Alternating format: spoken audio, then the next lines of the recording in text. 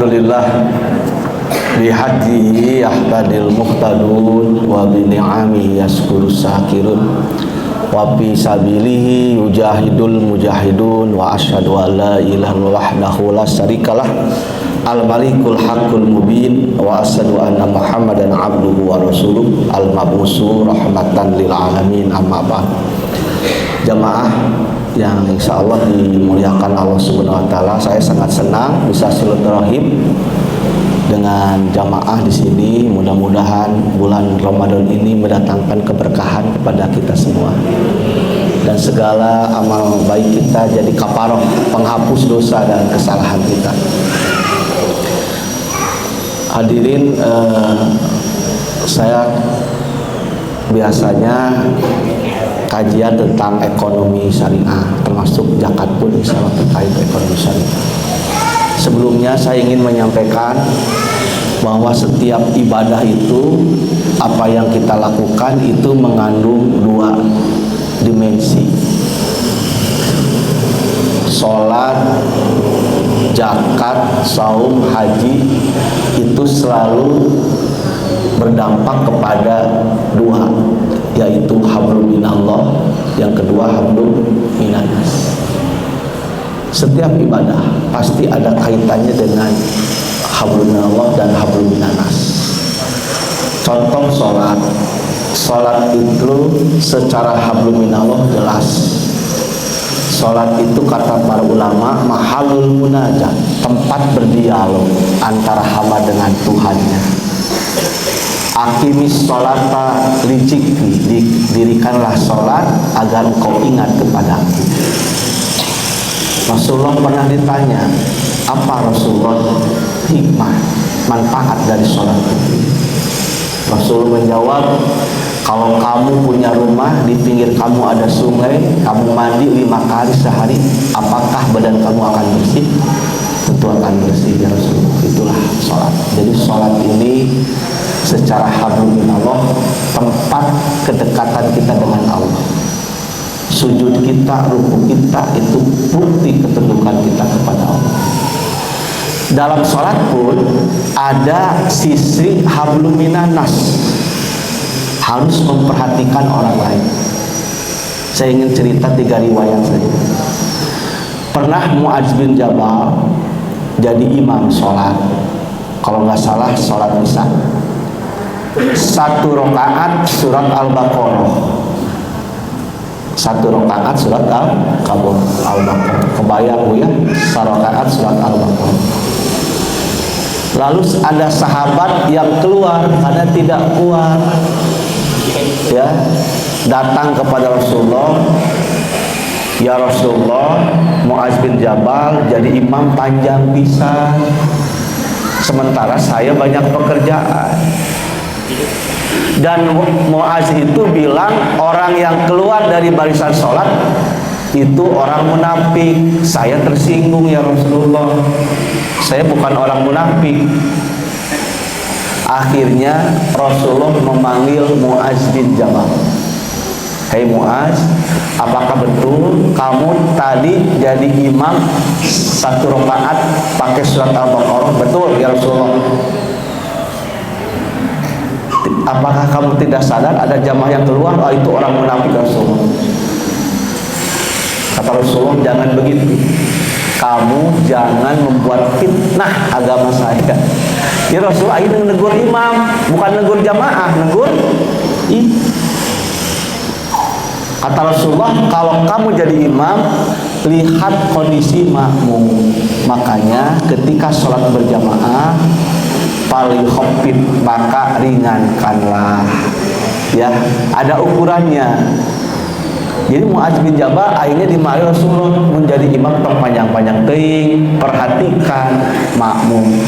Takut ada orang yang sudah tua, anak-anak, ibu-ibu.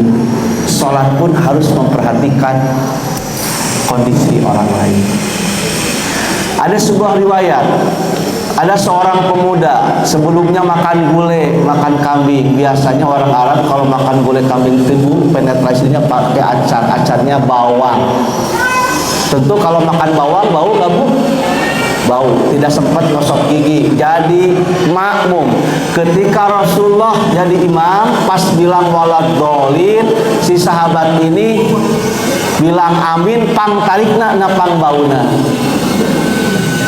Selesai sholat Rasulullah nanya, siapa yang tadi bau bawang? Saya ya Rasulullah. Kalau ke masjid tolong bersih-bersih dulu. Jadi Rasulullah tidak senang kalau orang ke masjid ada bau, makanya disunahkan pakai wangi-wangian. Lalu ulama kita menyimpulkan bagaimana tuh Ustaz hukumnya di luar bawang, apa jengkol, beuteung, makruh, sepakat. Karena dikiaskan kepada kasus ini. Ya, jadi bawang jeung beuteung itu hukumnya makruh. Makruh kenapa? Karena baunya mengganggu orang sholat. Ustaz daerah tara sholat, ari tara sholat pek wae jengkol putih. Makruh teh lamun ka masjid. Ari tara ka masjid mah antep. Nah itu dalam sholat pun kita harus memperhatikan orang lain. Jadi dia mati. Nah gitu. Jadi imam tong panjang teuing, jadi makmum jangan mengganggu yang lain. Ada lagi satu riwayat. Ada orang jadi makmum pakai pakaiannya itu membuat orang jadi penasaran, ngaganggu pandangan juga. Maka kata Rasulullah, kalau kamu sholat jangan memakai pakaian yang mengganggu pandangan orang lain. Rasulullah pernah sholat ada hordeng ngaganggu, ya Aisyah wa Aisyah amiti, singkirkan.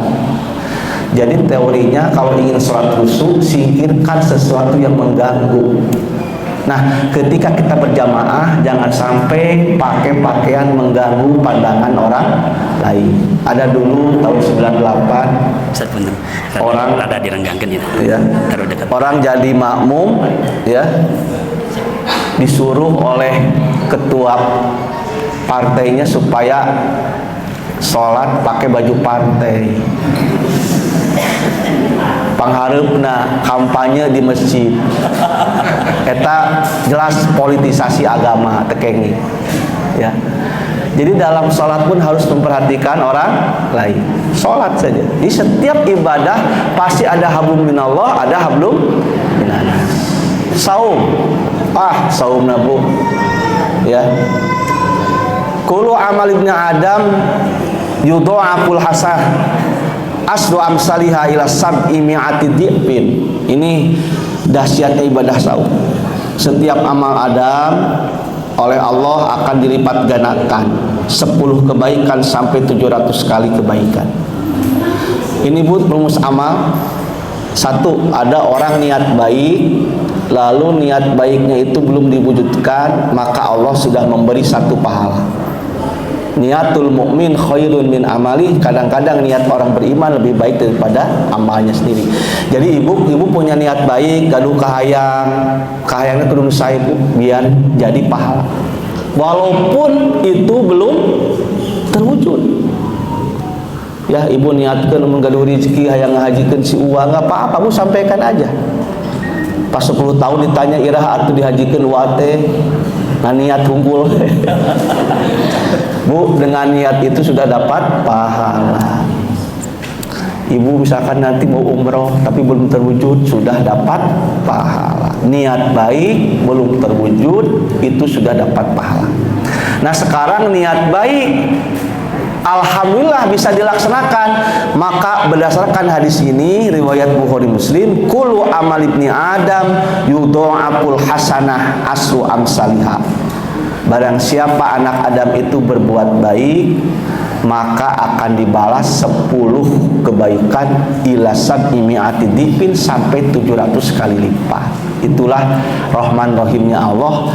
Kita berbuat baik, apakah itu ibadah, muamalah yang diniatkan karena Allah, maka akan dibalas 10 kebaikan sampai 700 kebaikan. Contoh yang 10 apa? Man qara'a harfan min kitabillah. Barang siapa yang membaca satu huruf saja dari Al-Quran, maka dapat 10 kebaikan. Ibu, kata Rasulullah, membacakan alif, lam, mim, alif 10, lam 10, mim 10. Jadi berapa, Bu? 30. Sekarang ibu alhamdulillah mau hatam Al-Qur'annya, mangga kalikeun ibu. Mangga kalkulatorna aya teh, kalkulator aya kalkulator. Satu huruf 10. Jadi Allah sudah ngasih rumus pahala. Setiap kebaikan minimal 10. Nah, yang 700 kali lipat apa? Yang 700 kali lipat itu masalul ladina yunfikuna amwalahum fi sabilillah kamasali habbatin anbatat sab'as sanami fi kulli sunbulatin mi'atu habbatin. Sedekah wakaf, infak. Ibu kalau sedekah jangan banyak-banyak pula. Sehari saja 5.000 misalkan. Ibu sehari 5.000 infak sedekah. Sebulan berarti 150.000. 150.000 kali 700, mangga hitung, Bu. Berapa? Ini dari Allah rumusnya, bukan dari Ustaz. Setiap orang yang infak sedekah oleh Allah dibalas 700 kali lipat. Kalau ibu sedekahnya 5.000 sehari, dibalas kurang lebih 1 juta lebih itu.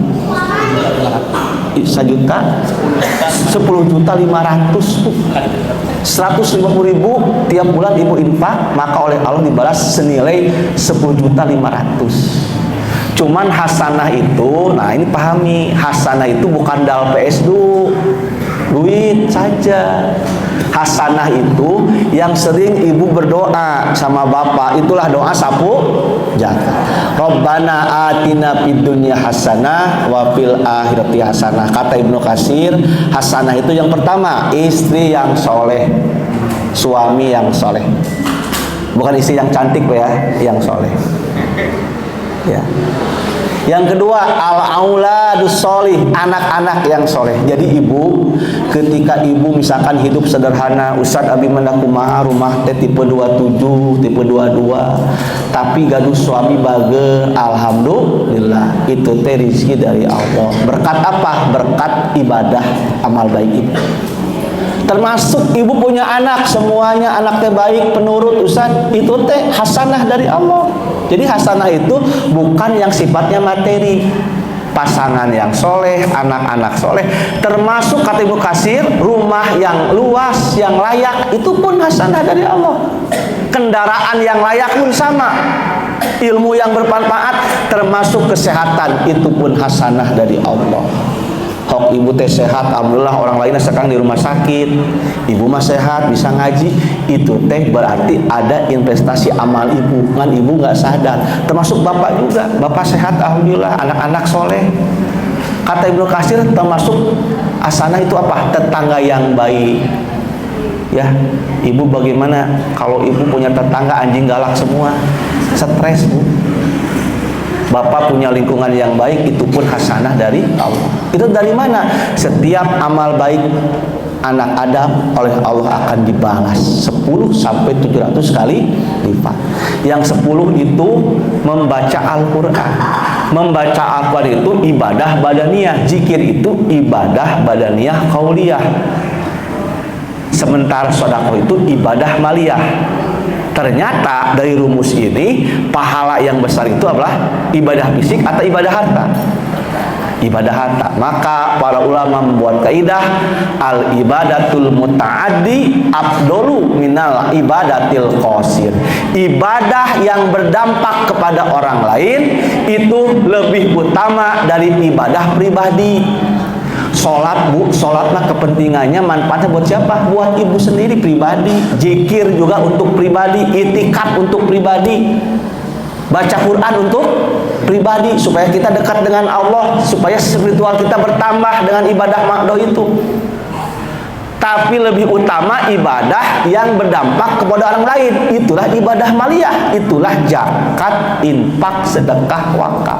maka balasan orang yang ibadah sosial itu sampai 700 kali lipat. Makanya kata para ulama, kadang-kadang kalau kita bertabrakan antara ibadah pribadi, ibadah fisik dengan ibadah sosial, lebih utamakan ibadah sosial. Kenapa? Karena ibadah sosial dampaknya untuk orang lain. Itulah zakat, infak, sedekah, wakaf. Makanya ini ada rumus nih, rahasia. Bapak kan lamun puasa hanya Ramadan hungkul banyak. Nusunah mah sok Korea mah cara biasa mah jujur ya Pak. Ya. Punten, Bapak sholat malam lamun Ramadan hungkul. Taraweh teh ada teh. Taraweh tarasaware. Pak, kalau Bapak ingin punya pahala seperti orang tahajud tiap malam, puasa tiap hari, ada rumusnya. Ibu-ibu jangan dengar ya, ini buat bapak-bapak saja. Bapak ingin pahalanya seperti tahajud tiap malam? Ingin Pak? Puasa tiap hari? Ini hadis Rasulullah, riwayat Bukhari dan Muslim. As-sa'i alal armalati wal miskin kal mujahid fi sabilillah. Orang yang mengurus janda dan orang-orang miskin maka seperti orang yang berperang di jalan Allah. Kal qaim la yaftur, seperti orang yang tahajud tidak pernah berhenti. Wasoim la yuftir, dan orang yang puasa tiap hari. Clear Pak ya? Jadi Bapak tahajud tara, Bapak tolong ibadah sosialnya tinggikan. Tahajud paling belang betong, puasa ge komo horeang, komo puasa daun zat kuat. Kalau Bapak ingin pahalanya seperti orang puasa tiap hari tahajud jam malam, perhatikan nasib orang-orang lemah, janda dan orang-orang miskin. Tapi tidak mesti dinikahi. Kade, bapaknya kadinya. Maksudnya perhatikan nafkah mereka dan anak-anaknya, perhatikan. Maka Bapak pahalanya seperti orang yang tahajud tiap malam, puasa tiap. Itulah kehebatan ibadah harta, ibadah sosial. Ibu kemarin ada gangguan menstruasi, tidak boleh puasa kan? Ibu pingin pahalanya seperti puasa, pingin Bu? Ibu kan nggak puasa berhalangan, pingin pahalanya seperti Bapak yang puasa. Ini Bu, kabar gembira Rasulullah. Man patoroso iman kana lahu mislu ajrihim min ghairi an yanqusa min uzurihim say'an. Barang siapa yang memberi makan orang saum, maka pahalanya seperti orang yang saum tanpa dikurangi pahala orang saum itu. Jadi ibu bikin takjil kasih di jalanan, yang berpuasa di jalan, maka ibu pahalanya seperti orang yang berpuasa. Itulah kehebatan ibadah harta, ibadah sosial. Tuh baca Quran mah sanajan capek terbatas, tapi sedekah mah 700 kali lipat. Nah itulah rahasia amal. Ya, kadang-kadang kan Bapak teh sibuk, aktivis, Bapak teh aya aktivis WA di dieu kan. Aya aktivis naon deui Bu? KPU, ya. Aktivis kelurahan, sibuk, kadang-kadang zikir kurang gitu ya, Pak ya. Salat sunah ge lewat, maka tutuplah dengan ibadah sosial. Termasuk ibu juga, kata Rasulullah, ibu-ibu ini kurang agamanya dan akalnya. Bukan ponis, umumnya ibu-ibu itu kurang agama. Kenapa? Karena banyak halangan kan, sehingga tidak saum, tidak sholat. Kata Rasulullah, wattaqun nar, jaga api neraka walau bisikin min tamrotin, walaupun dengan satu biji kurma. Itulah dahsyat ibadah sosial. Ustaz tegaduh kurma, da kurmana kudu kataga-lega, ku bala-bala ge Bu teu naon. Memahami hadis itu jangan tekstual, ya. Rasulullah kalau makan dengan 3 jari, saya ingin tanya ibu, kenapa Rasulullah makan dengan 3 jari? Karena Rasulullah sehari-harinya makan kurma. Mun ibu ngabubur jangan 3 jari, panas atuh Bu, ku sendok. Soto ku sendok. Ya. Nah Bu, kalau nggak ada kurma, makanan apapun raginang atau ragenar, bala-bala, komo di kita mah, ya kurma mah sunnah kan, bala-bala wajib, bala-bala. Kurma mah sunnah, bala-bala wajib. Pilih ibu kok. bala-bala teh seueur bagikeun ka nu sanes. Da urang teh tadi seueur kakuranganna punya aya halangan teh Ustaz abi teh anu nipas teh anu men teh tutup dengan ibadah sedekah. Itu kekuatan ibadah harta. Makanya ibadah itu ada rumusnya. Tapi aneh ila saum. Kalau saum tidak menggunakan rumus itu. Nah, ini hebatnya saum. Saum itu ibadah badaniyah yang paling berat. Kan ibadah itu ada 3, ada badaniyah, ada maliyah. Ibadah badaniyah itulah sholat, ibadah maliyah itulah zakat. Nah, puncaknya adalah haji. Haji itu ada harta, ada fisik. Orang yang haji harus sehat. Yang kedua ada bekal. Makanya haji itu puncak keislaman. Kenapa? Terkumpul padanya ibadah badaniyah dan ibadah maliyah. Nah, saum lebih istimewa. Ilas saum. Saum itu tidak dibalas dengan 10 sampai 700 kali lipat, enggak. Saum itu dicatat, kalau ibadah lain dicatat oleh malaikat, kalau saumnya enggak, langsung Allah yang membalasnya. Qala Allahu azza wa jalla illa saum fa innahu li wa anna ajibih. Saum itu Allah yang akan membalasnya. Kenapa? Karena saum itu dia meninggalkan makan, minum dan syahwatnya karena aku. Ibnu Hajar sampai memberikan penjelasan apa maksud wa anna ajibih. Ada 10 tafsir, cukup 2 saja. Yang pertama, kenapa saum itu ibadah yang dahsyat? La yaqau fihi riya kama yaqau fi ghairihi. Kata Ibnu Hajar, saum itu ibadah yang paling ikhlas. Saum. Atau anak ibu lapar-lapar, bapak berlapar-lapar kersaha atuh Pak. Ya. Ada orang berlapar-lapar demi istri, ada nggak? Ya ada. Berhaus-haus demi orang lain, nggak ada. Maka ibadah yang paling ikhlas adalah ibadah saum. Kalau ibadah lain suka terhinggap riya. Bahkan ibadah lain mah kelihatan. Orang puasa dan tidak, yang tahu adalah dia dengan Allah. Tapi yang namanya sholat, Bu, suami ibu suka ke masjid atau tidak, siapa yang lebih tahu? Ibu yang lebih tahu. Kumaha Bu, suami ibu suka ke masjid tak? Alhamdulillah. Kan ibu lebih tahu, kelihatan. Anak ibu sholatnya belang betong sareng teu, ibu terang teu. Sholatnya kelihatan. Hok naon kelihatan. Zakat kelihatan. Haji Goni, Haji Gopur anu sok sedekah itu diomongkeun ku jamaah. Tuh Haji Goni mah berehan. Haji Gopur mah pelit cenah. Antepkeun tong dibantuan gitu. Ketahuan mana mujaki muhsin. Laj menulis ini mujaki, ini yang suka sedekah. Ketahuan. Apalagi haji, Bu, sakampung apa? Haji Muhyiddin sudah 3 kali naik haji, itu sekampung kan? Ibu tahu Haji Muhyiddin? Nah, Ibu, saya kan suka nonton sinetron. Cita-cita saya kan ingin naik haji, Bu ya. Kalau ingin naik haji harus jadi tukang bubur, Bu ya. Tukang bubur naik haji itu sinetronnya sudah pernah lihat, Ibu? Ya.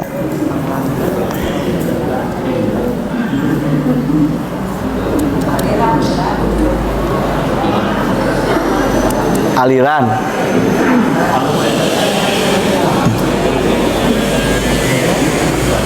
Tes 1 2 3.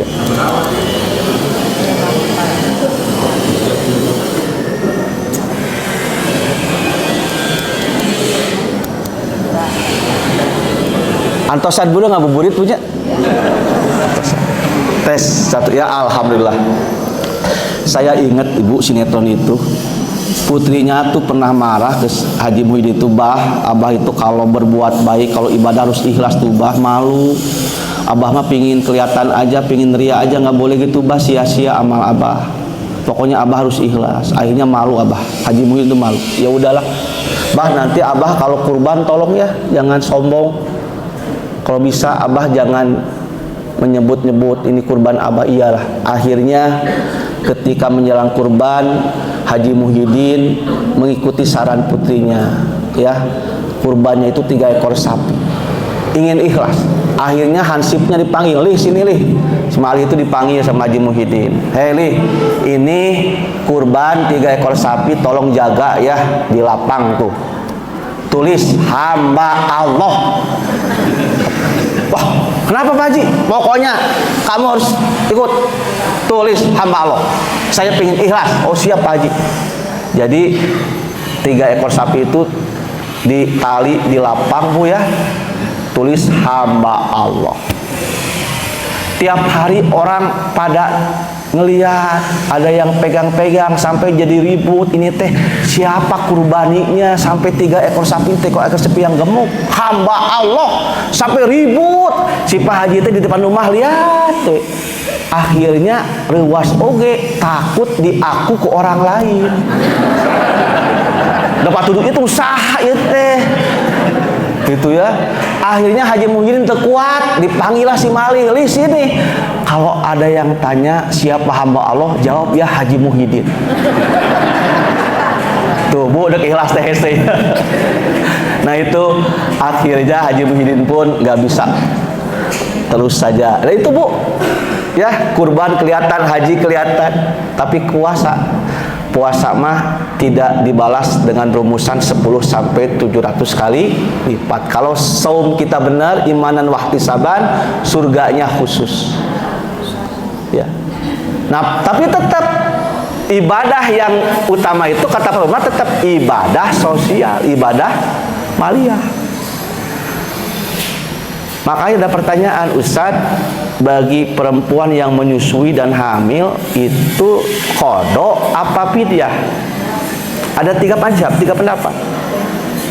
Pendapat yang pertama harus qada, karena wanita hamil dan menyusui ada waktu dan tidak kategori aladina yutikunahu.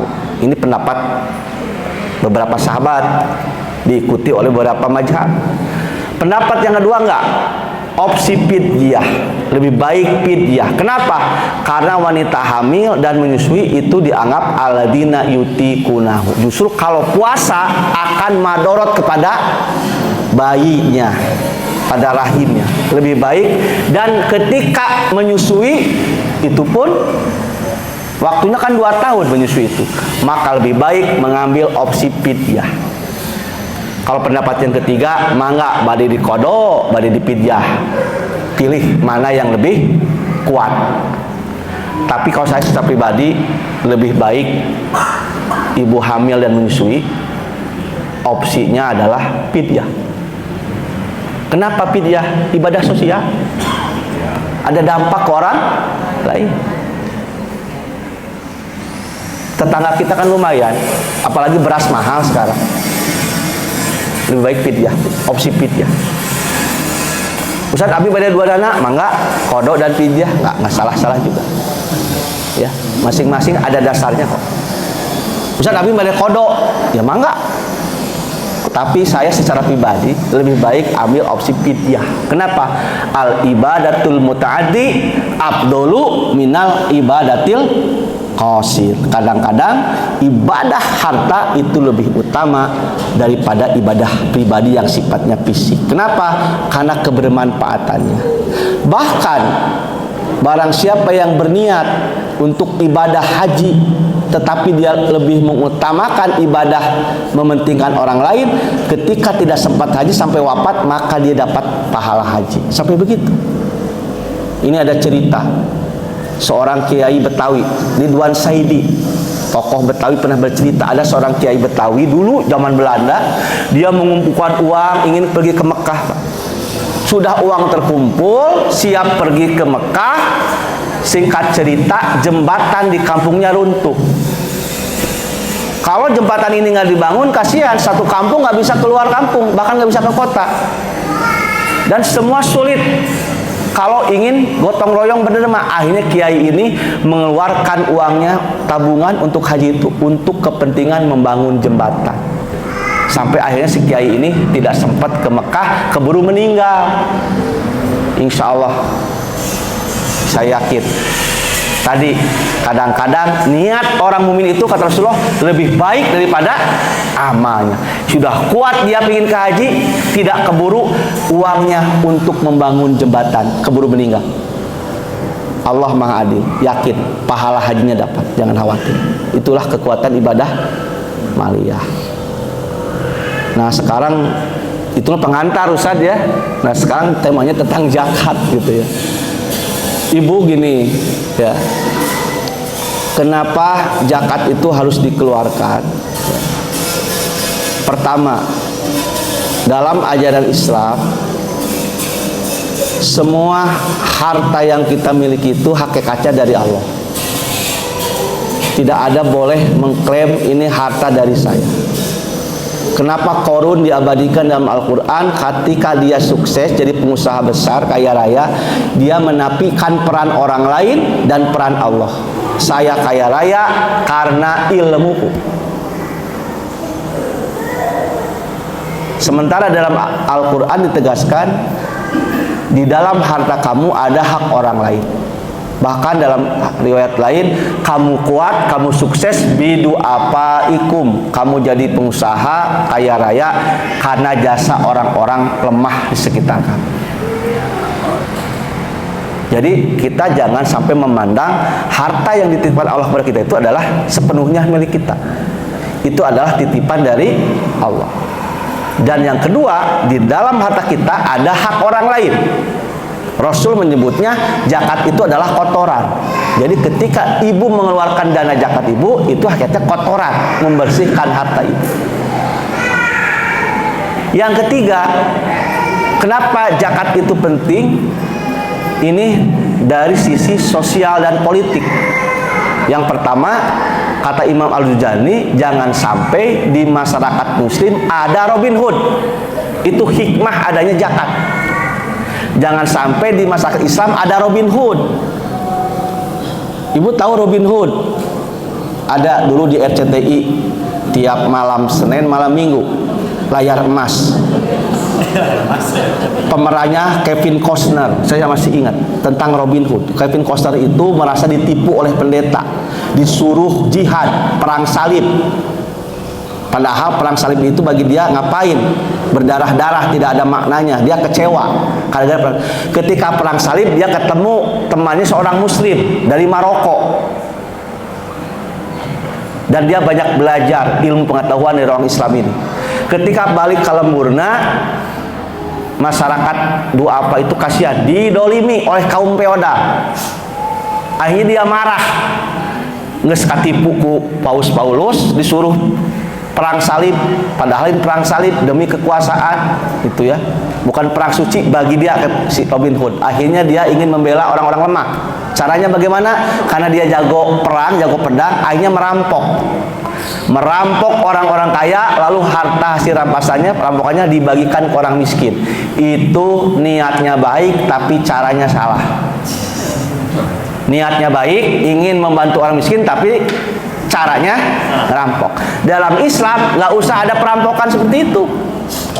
Sadarkan umat Islam, the have yang memiliki harta lebih, yang kena nisab itu, mereka harus mengeluarkan dana wajib disebut zakat, dana yang sifatnya anjuran disebut infak dan sedekah. Makanya komunis itu nggak cocok di masyarakat Islam, karena komunis itu tujuannya baik. Komunis itu tujuannya baik, Bu. Ingin manusia itu satu rasa, satu suara, satu hati. Problem manusia itu apa? Materi.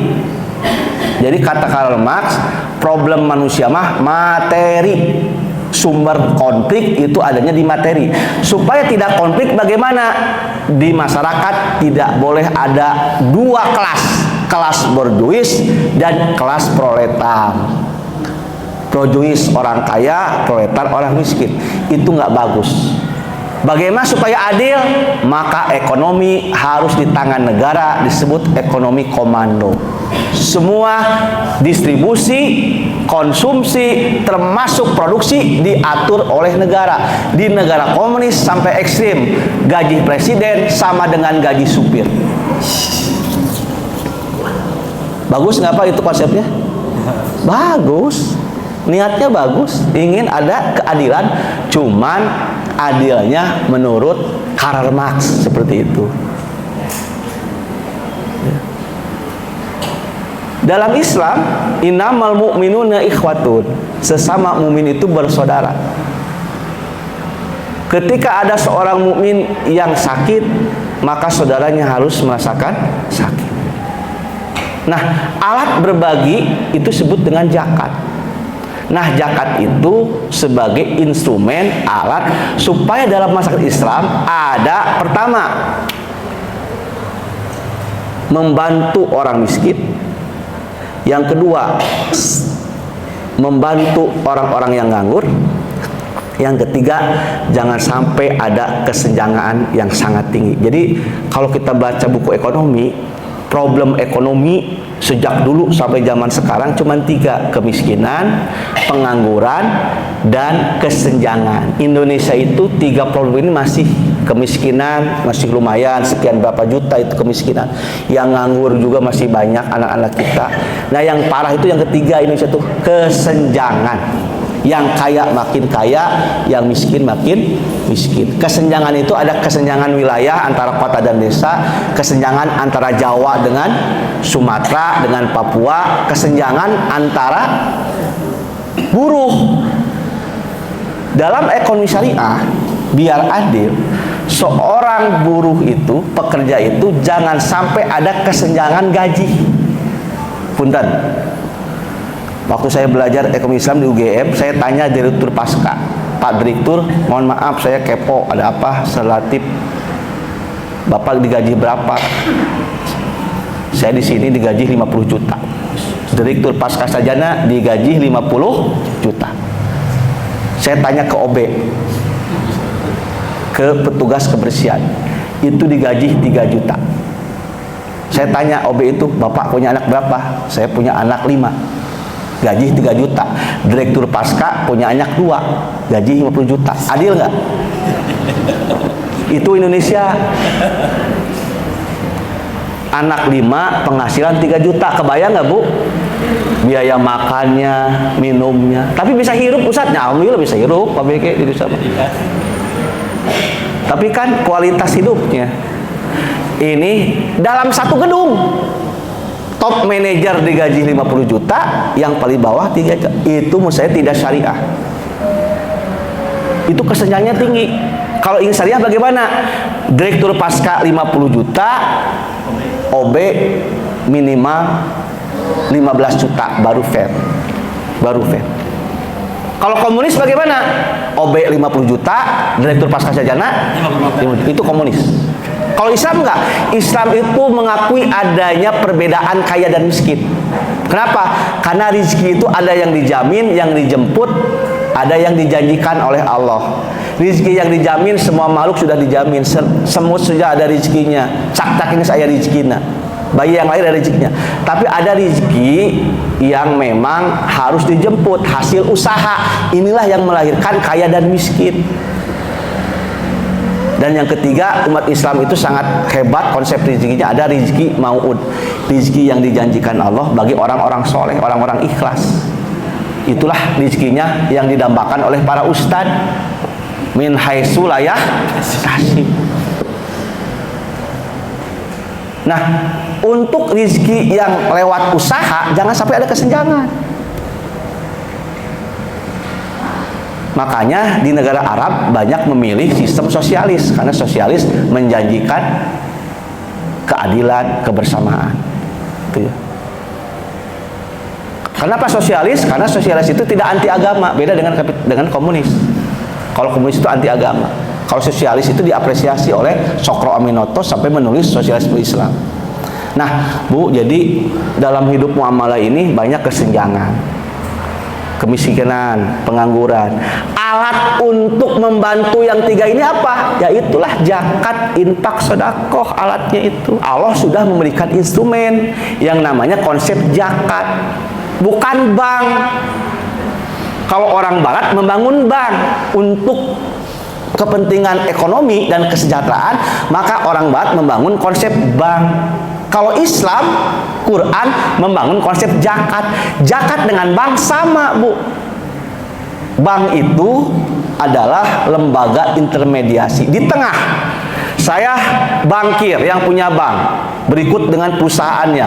Bank itu di tengah, dia menghimpun dana dari masyarakat lewat apa? Tabungan dan deposito. Tabungan dijanjikan bunga, deposito dijanjikan bunga. Itulah riba. Bank konvensional. Kalau bank syariah, karena ingin syariah, tabungan namanya wadiah, deposito jadi mudharabah. Lalu uang masyarakat oleh bank itu disalurkan kemana? Kepada orang yang orang mana, Bu?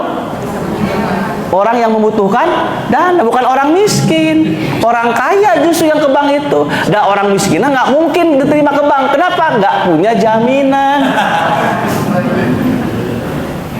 Teori kredit itu 5C. Karakternya baik, namanya by checking. Yang kedua, kolekteral, ada jaminan, ada kemampuan bayar, slip gajinya berapa. Maka yang namanya bank itu produk kapitalis. Bank itu untuk membantu dana seseorang, tapi itu logika kapitalis. Bank itu enak, Bu, di tengah dia menghimpun dana dari masyarakat lewat tabungan dan deposito, biar depositonya nyaman dikasih bunga, lalu disalurkan kepada orang yang butuh dana. Itulah pengusaha, dikasih pinjaman plus bunganya. Nah, zakat itu sama di tengah. Zakat amil itu di tengah. Dia menghimpun dari mana? Menghimpun dana dari masyarakat muslim lewat apa? Lewat mujaki, munfik, dan mutasaddiq.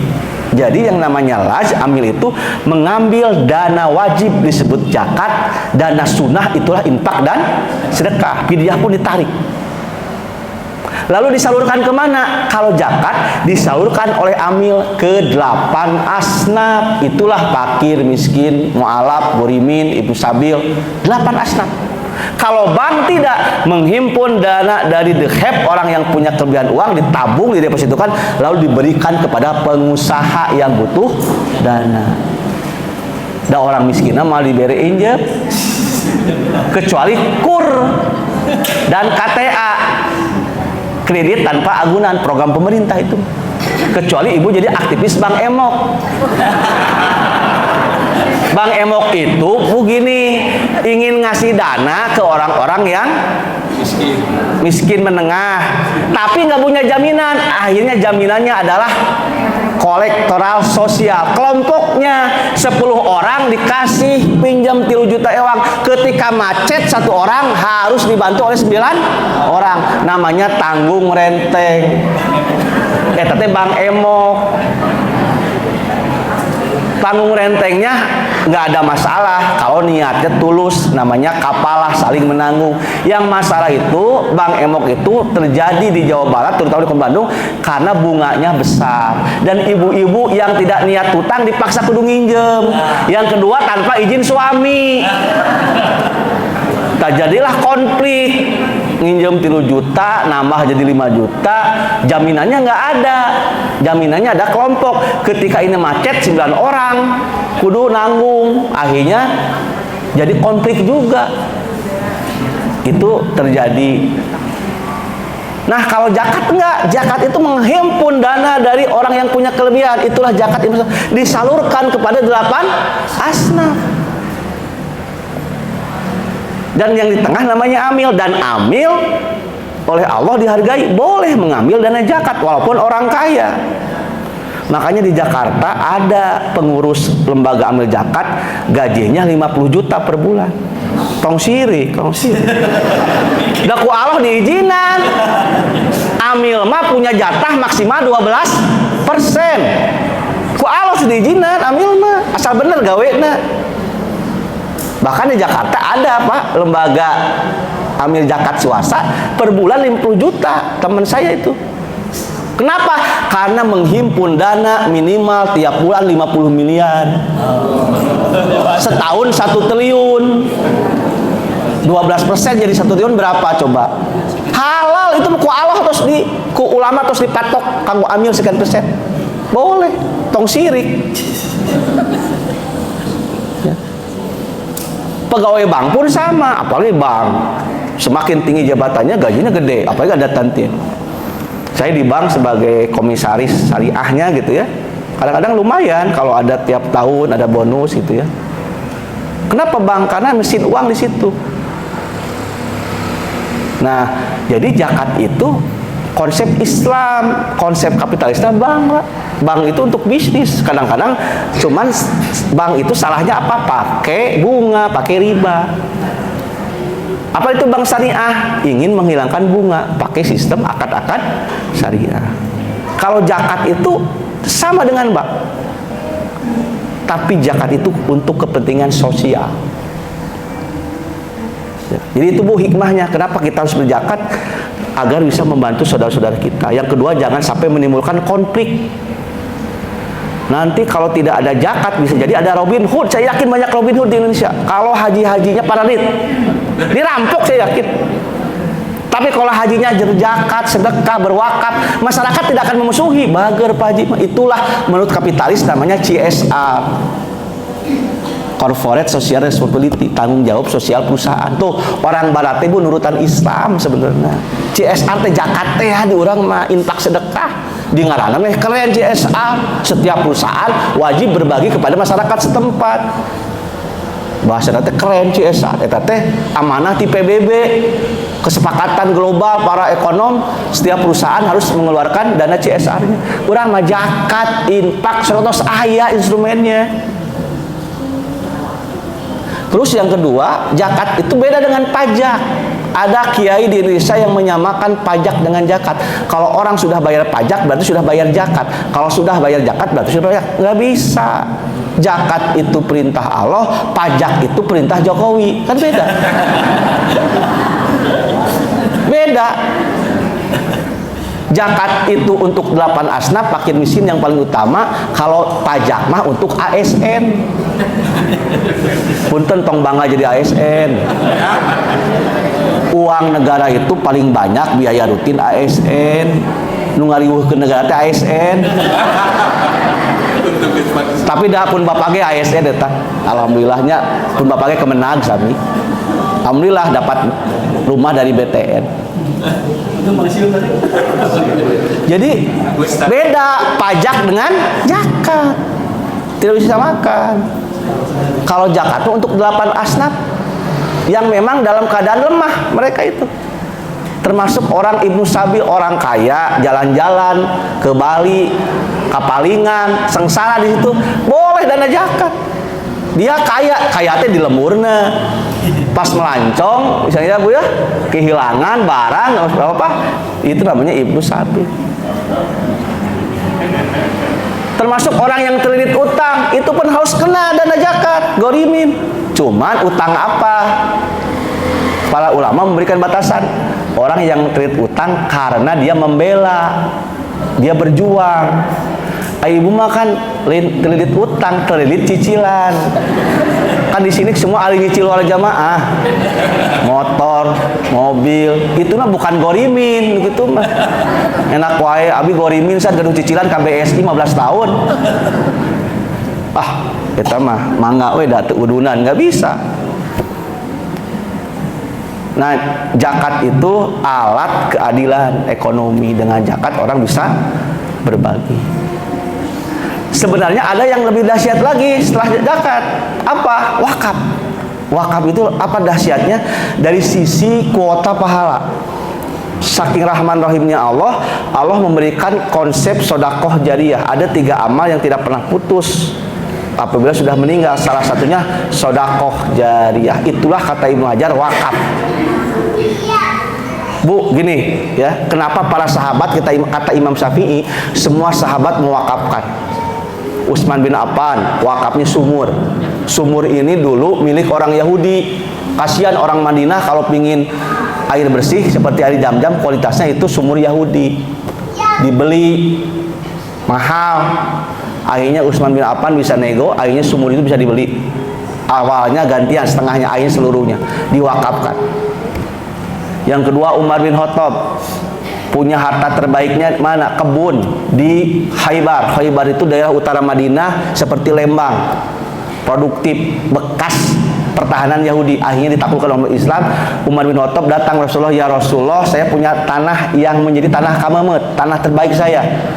Bagaimana saranmu ya Rasulullah? Apa saran Rasulullah? In syi'ta habasta aslaha wa tasaddaqta biha.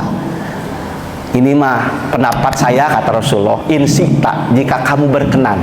Berarti wakaf itu sunnah, tidak wajib. Kau tahan tanah kebun itu, lalu sedekahkan hasilnya. Untuk siapa?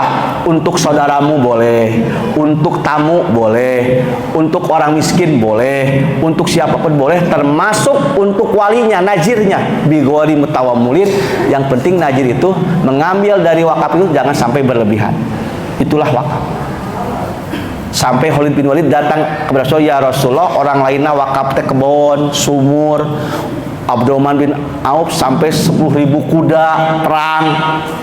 Saya di rumah nggak punya apa-apa, maklum anjeunna komandan perang, ya, veteran. Dia ingin wakaf juga. Kata Rasulullah, kamu punya apa? Saya punya baju besi dan pedang.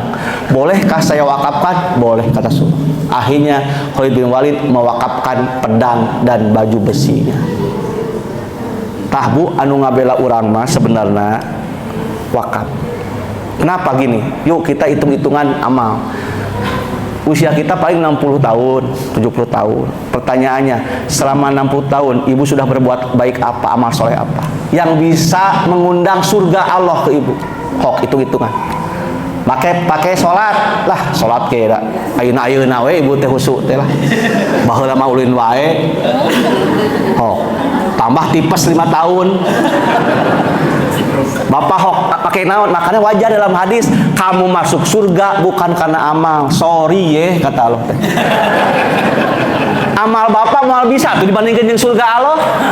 Hok bapak ngejual naon atuh? Salat ge tadi khusus ge lamun loba masalah we khusus teh. Tahajud ge ceurik ibu lamun aya masalah.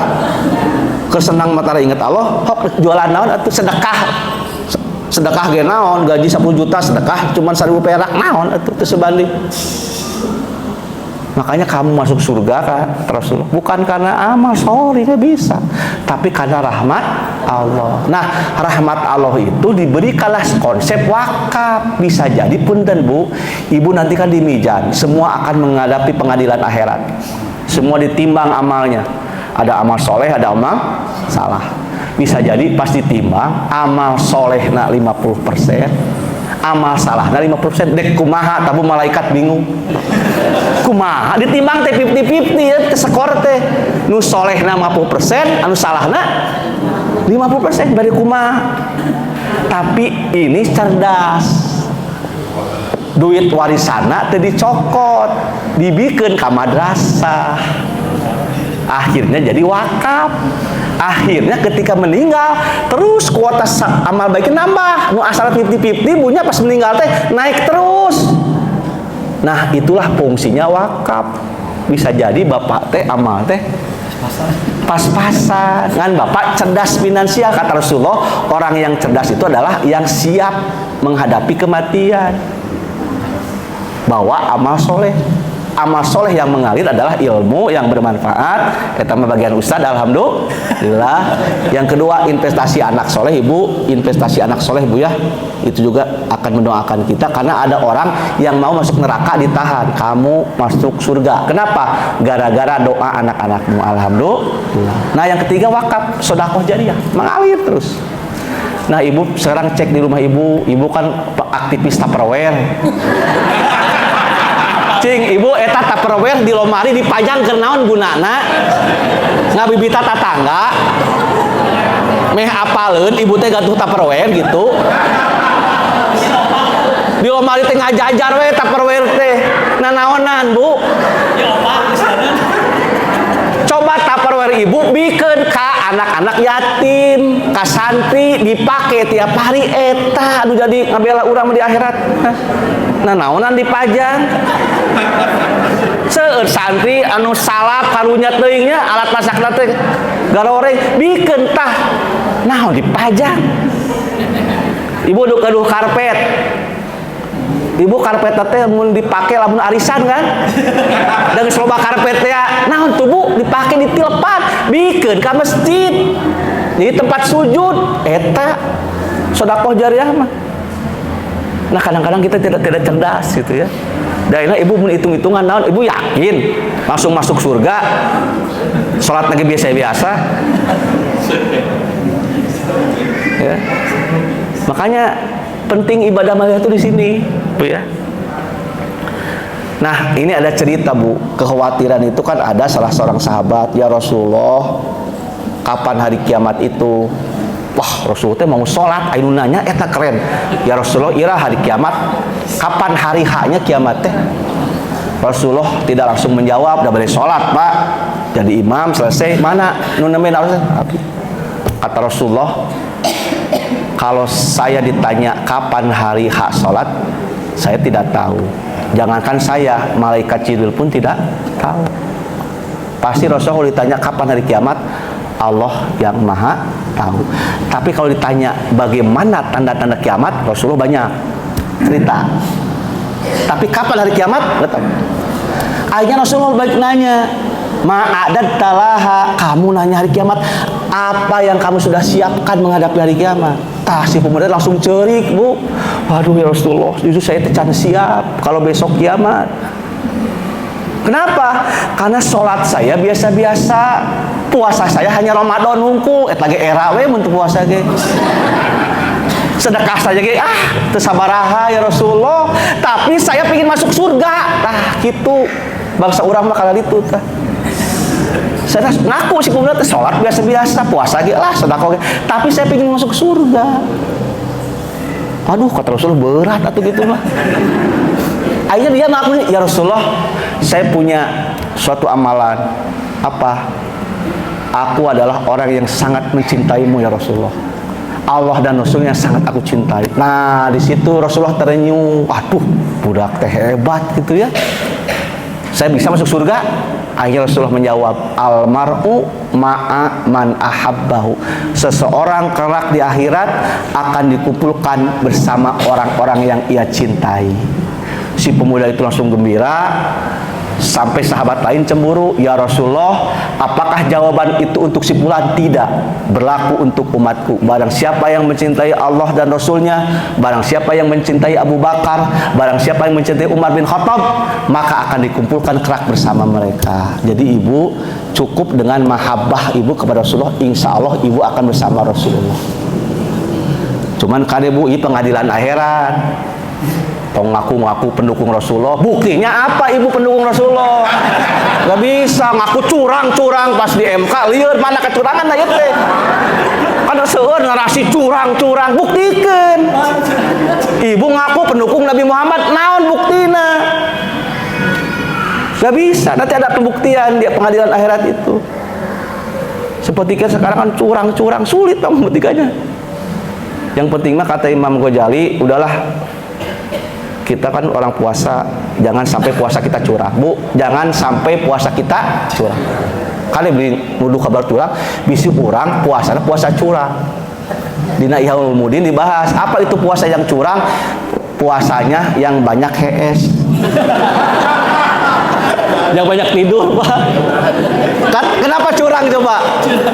Itu mah ingat saya waktu kuliah, punten ada baong ya waktu kuliah. Jadi ngesubuh teh, Pak.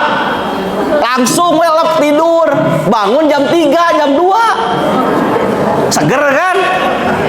Menjelang maghrib teh nonton filmnya dua CD film India kan langsung ke maghrib.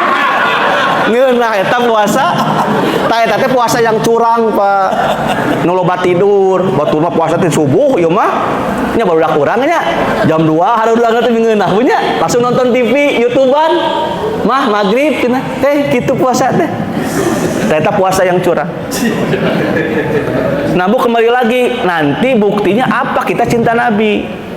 Kata para ulama, bukti kita cinta Nabi apa? Minimal suka bersolawat kepada Nabi, mendoakan Nabi. Allahumma sholli ala Muhammad. Itulah ketika kita sholat, sholawat. Ada tempat-tempat tertentu kita harus dianjurkan membaca sholawat. Buktinya itu saja, kita suka mendoakan Nabi. Yang kedua apa buktinya? Man ahya sunnati, orang Islam yang selalu menghidupkan sunnah Nabi. Ikuti saja. Ya, bahkan ada seorang ulama, sesuatu yang sifatnya selera Rasul padahal tidak berdampak syariat, kita mengikutinya itu dia dapat pahala karena niat mencontoh Rasul. Tadi Rasul senangnya makan dengan 3 jari, padahal itu bukan syariat yang wajib, itu memang Rasul 3 jari. Kita praktekkan makan dengan 3 jari, bala-bala 3 jari misalkan.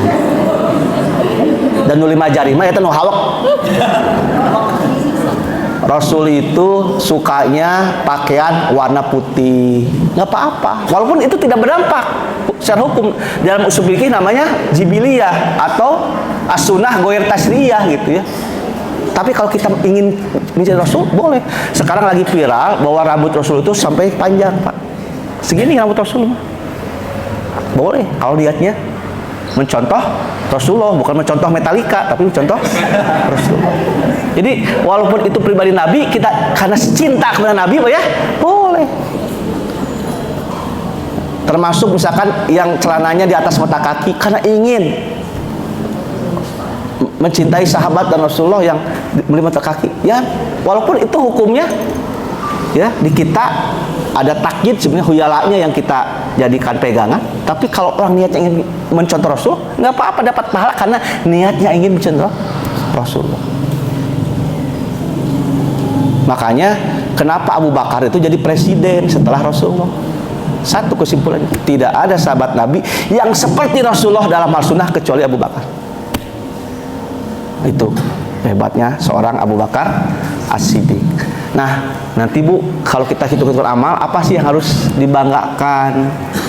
Tapi tadi, Ibu kalau cinta Rasulullah, cinta Allah, sesuai dengan kemampuan kita, insya Allah kita akan berkumpulkan dengan mereka. Makanya anak-anak kita jangan salah idola. Ya, saya miris sekali ada cerita di Jakarta, seorang ibu mengantar, ibunya pakai jilbab, mengantarkan putihnya sampai putihnya pingsan gara-gara tidak dapat tiket konser Justin Bieber. Dulu pingsan, tiketnya murah Bu, cuma 5 juta. Tapi anak itu nggak kebagian sampai pingsan, eta demi. Nah, anak-anak kita kan idolanya siapa? Wow, itu Khalid bin Walid, Ka Abdurrahman bin Auf, Tariq bin Ziyad, Muhammad Al-Fatih. Anak-anak kita siapa idolanya?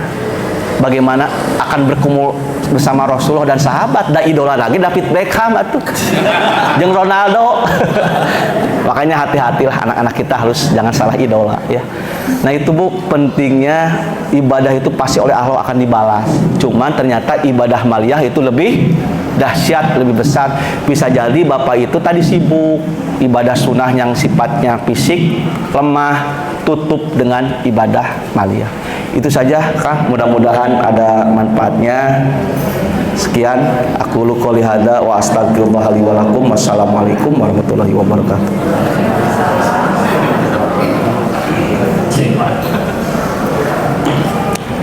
Bangga kalau bertanya. Alhamdulillah, atur jazakallah Ustaz Altos dan berikan ilmuna. Banyak informasi yang kita terima Bapak Ibu rahimahullah. Tetapi sebelum beliau menutup secara total, karena di hari wasi, boleh katanya kalau ada yang ingin didiskusikan atau ditanyakan, mangga biasa Bapak Altos. Saja.